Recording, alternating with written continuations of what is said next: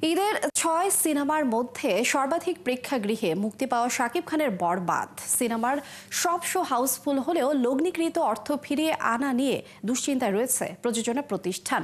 শাকিব খানের সিনেমা মানেই লগ্নিকৃত অর্থ পাওয়ার গ্যারান্টি। তবে কেন এই দুশ্চিন্তা?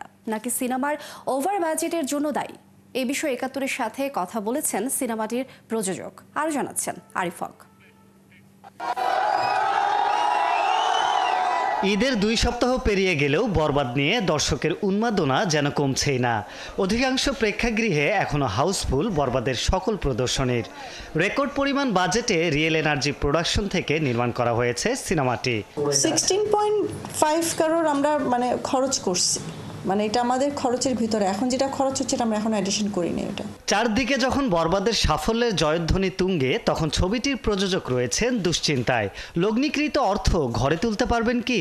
আপনি যাদেরকে বিশ্বাস করতেছেন তারা আপনাকে আসলে বিশ্বাস করার জায়গাটা থেকে তারা এটা রাখতে পারতেছেন, ডিজার্ভ করতে। এই ডিসঅ্যাপয়েন্টমেন্টটা তো থাকবেই। আমি তো বিশ্বাস করে দিচ্ছি সবাইকে। দেশব্যাপী ১১২টির বেশি সিঙ্গেল স্ক্রিনে মুক্তি পেয়েছে বরবাদ। তবে কালেকশনের হিসেব বুঝিয়ে দিতে গরমিল করছে কিছু হল মালিক, এমনটা জানালেন এই প্রযোজক। আমাদের রিপোর্টে লেখা ছিল 450 লোক, বাট ওনারা এখানে গিয়ে নিজেরা ওনাদের লোক দিয়ে গোনাছে, বলছে 578 জনকে। ওনারা গুনে দেখছে 650-এর উপরের লোক। এটা জয়দেবপুর উল্কা সিনেমা হলে এটা হয়েছে, এবং তারা আমার লোকজন থেকে বের করে দিচ্ছে সেখান থেকে, যে আপনারা বের হয়ে যান। এছাড়াও মাল্টিপ্লেক্স এবং সিঙ্গেল স্ক্রিনে টিকিট বিক্রির প্রাপ্য অংশ নিয়েও অসন্তুষ্টি প্রকাশ করলেন এই প্রযোজক।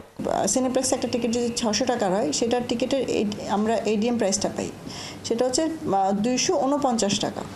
249 টাকা থেকে যদি আমার 60%-এর উপরে আপনার অকুপেন্সি রেট হয়, তাহলে আমি সেখান থেকে একটা 60% পাবো। তো 60% হিসাবে 150 বা 155 ম্যাক্সিমাম।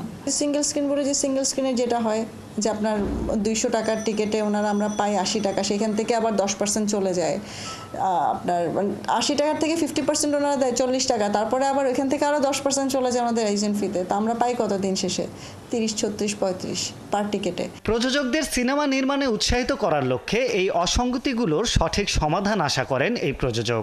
যদি গভর্নমেন্ট এই ইন্ডাস্ট্রির দিকে যদি একটু তাকায়, ইন্ডাস্ট্রিতে চলে কি করে? যদি আমরা প্রডিউসাররা যদি সিনেমা বানাই, আমরা যদি নিয়ে আসি, তাহলে কিন্তু ইন্ডাস্ট্রি চলবে। আমরা যদি না বানাই, আমরা যদি রিলিজ করতে না পারি ঠিকঠাক মতো, ভালো সিনেমা যদি না বানাই, দর্শক সিনেমা হলে যাবে না, দিন শেষে সিনেমা হল বন্ধ হয়ে যাবে। মাল্টিপ্লেক্স, সিঙ্গেল স্ক্রিন এবং প্রযোজনা প্রতিষ্ঠান সবার ঐক্যবদ্ধতার মাধ্যমে এগিয়ে যাক ঢাকাই সিনেমা, এমনটাই প্রত্যাশা দর্শক মহলের।